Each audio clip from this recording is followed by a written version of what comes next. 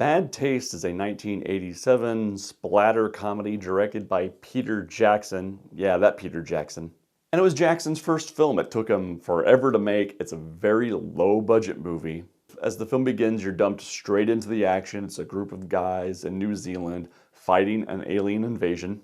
It doesn't have the best pacing of any film I've ever seen. And as is the case with most of Jackson's early work, you can see the talent is there, even if the maturity is not. At this point, Jackson was a guy trying to make horror movies in the style of the type of horror movies that he was watching at the time.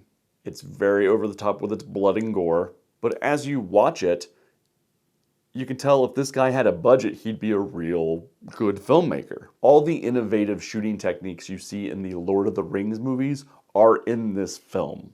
There's a point in time in the film where they blow up a car, and I rewound it, and I said, how did they do that?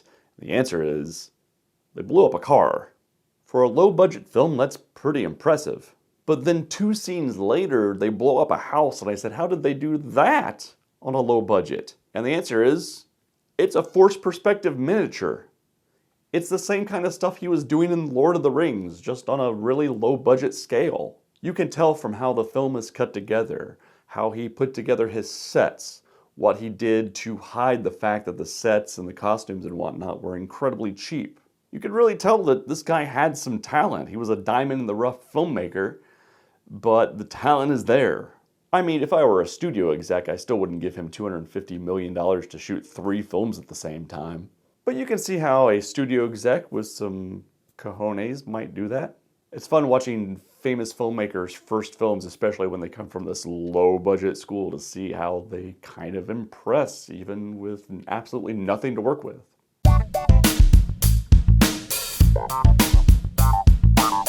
Knives Out is a 2019 whodunit directed and written by Rian Johnson, and it stars everybody. This cast is amazing. Let's read off some of the names, shall we?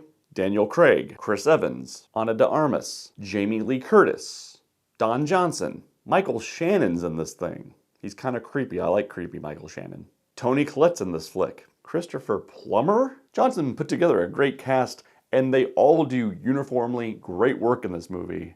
But most impressive is Daniel Craig, who has this very thick southern drawl. It's an unexpected performance from him, and he completely sells it. I never thought he was not this guy. And this is a well-crafted, well-written whodunit in the style of the films of the past. Johnson obviously has a love for this genre. And the film has a lot of twists and turns and fun sequences along the way. There's a couple different times in this film where it changes course. It's all these little misdirections that keep you guessing along the way. And I had a blast with this movie.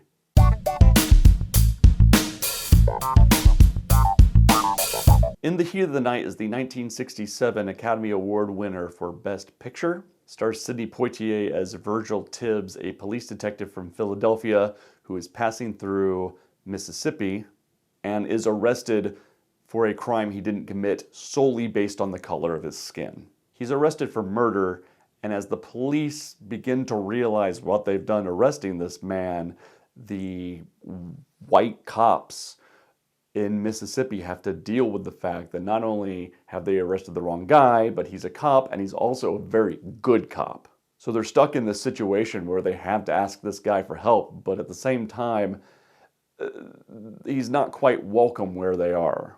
So the film is not just a murder mystery, it's a meditation on race relations in the 1960s in Mississippi. The police chief in this small town is played by Rod Steiger. I'm going with Steiger as a pronunciation. Steiger? Probably Steiger.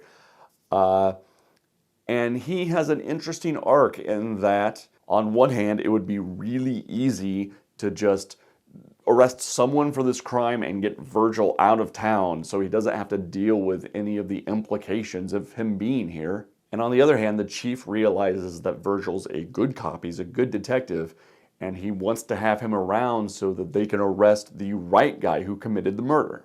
So the film has this ebb and flow of respect as these two guys investigate this crime. There's one great scene that takes place in a greenhouse, and it really hits home this thin line that these characters have to tread because of the state of race relations. That entire sequence is great. This entire movie's great. It has some pacing issues. It's a little slow for my taste, but the acting's all there.